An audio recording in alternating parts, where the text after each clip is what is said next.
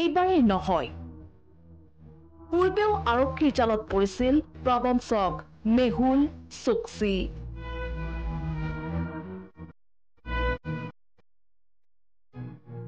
হাংগেৰীৰ প্ৰেয়সীৰ ফান্দত পৰি গ্ৰেপ্তাৰ হৈছিল চোকচি। মাত্ৰ ৫১ দিন জেলত থাকিয়েই মুকলি আকাশৰ তললৈ আহিছিল। অৱশেষত বেলজিয়াম আৰক্ষীৰ জালত পৰিল প্ৰবঞ্চক মেহুল চোকচি।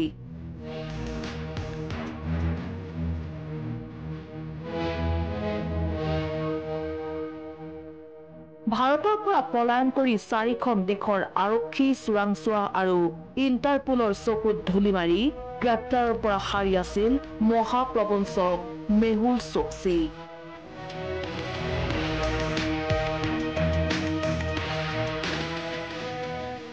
কিন্তু যোৱা শনিবাৰে বেলজিয়াম আৰক্ষীৰ জালত পৰিল মেহুল চোকচি। অৱশ্যে এইবাৰেই নহয়, পূৰ্বেও আৰক্ষীৰ জালত পৰিছিল মেহুল চোকচি।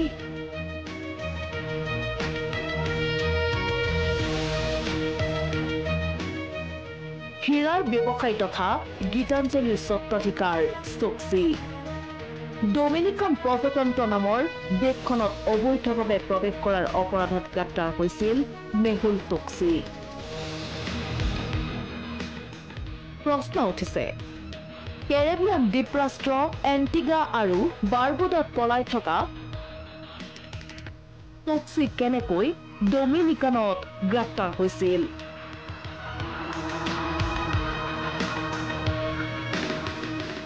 হানি ট্ৰেপিঙৰ চিকাৰ হৈছিল নেকি ধনাঢ্য মেহুল চোকচি?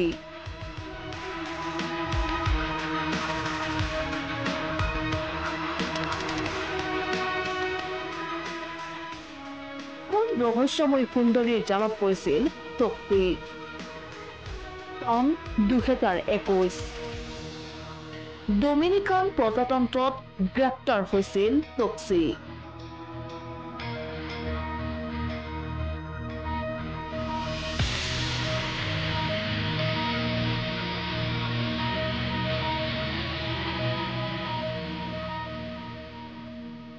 এণ্টিগুৱাৰ পৰা অপহৰণ কৰা হৈছিল চোকচি।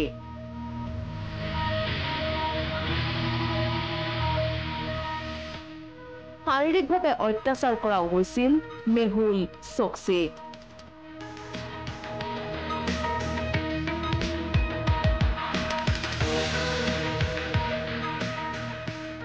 এখন নাওত উঠাই অপহৰণকাৰীয়ে চোকচিক ডমিনিকানত এৰি থৈ গৈছিল।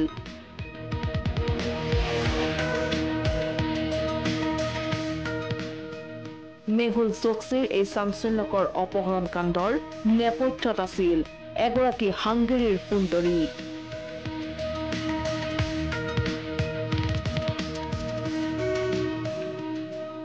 কেইবছৰ মধুচন্দ্ৰৰ ফান্দত পৰি গ্ৰেপ্তাৰ হৈছিল এইজন প্ৰবঞ্চক।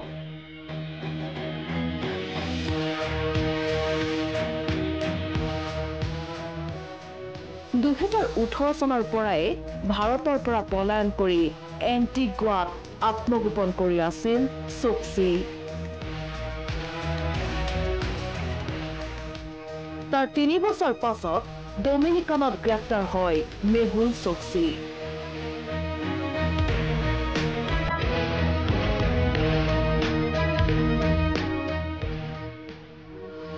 এণ্টিগুৱাত আত্মগোপন কৰি থকা কালত দেশখনৰ নাগৰিকত্বৰ বাবেও আবেদন কৰিছিল মেহুল চোকচিয়ে।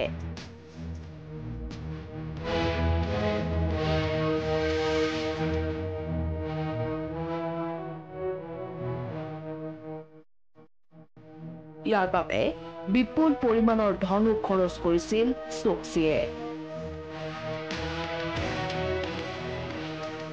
কিন্তু চোকচিৰ এই সমস্ত পৰিকল্পনাত চেঁচা পানী ঢালি দিছিল এইগৰাকী সুন্দৰীয়ে।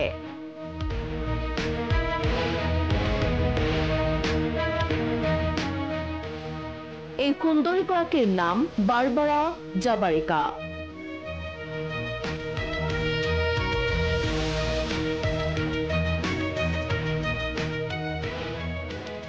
বাৰবাৰা জাবাৰিকা মেহুল চোকছিৰ প্ৰেয়সী বুলি প্ৰকাশ পাইছিল।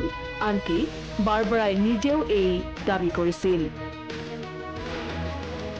মেহুল চোকছিক অপহৰণ কৰাৰ কথা অস্বীকাৰ কৰি বাৰবাৰাই কৈছিল যে মোৰ নিজৰ কোম্পানী আছে, মোৰ নিজস্ব ব্যৱসায় আছে। বাৰবাৰাই মেহুল চোকছিক ৰাজ হিচাপে জানিছিল।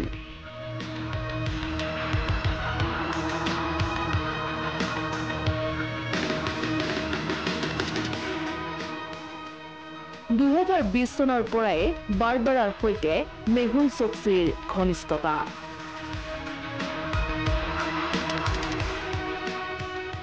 কিউবাত প্ৰথমবাৰৰ বাবে চোকছিৰ সৈতে পৰিচয় হৈছিল হাংগেৰীৰ সুন্দৰী বাৰবাৰাৰ। অৱশ্যে বাৰবাৰাৰ সৈতে ঘনিষ্ঠ সম্বন্ধ থকাৰ কথা অস্বীকাৰ কৰিছিল মেহুল চোকছিয়ে।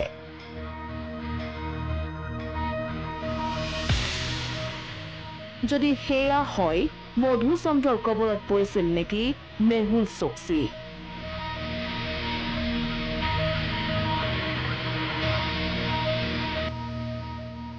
সেইবাৰ আৰক্ষীৰ জালত পৰি ডমিনিকান প্ৰজাতন্ত্ৰত 51 দিন জেলত থাকিব লগা হৈছিল এইজন প্ৰবঞ্চক।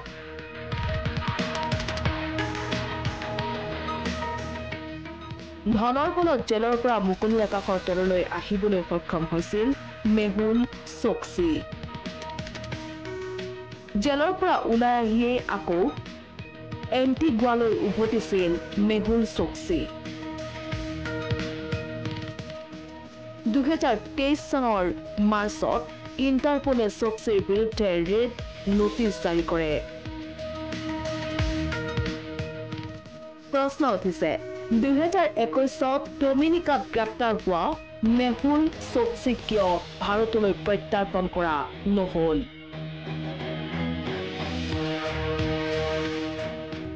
ইণ্টাৰনেশ্যনেল ডেস্ক, প্ৰথম খবৰ।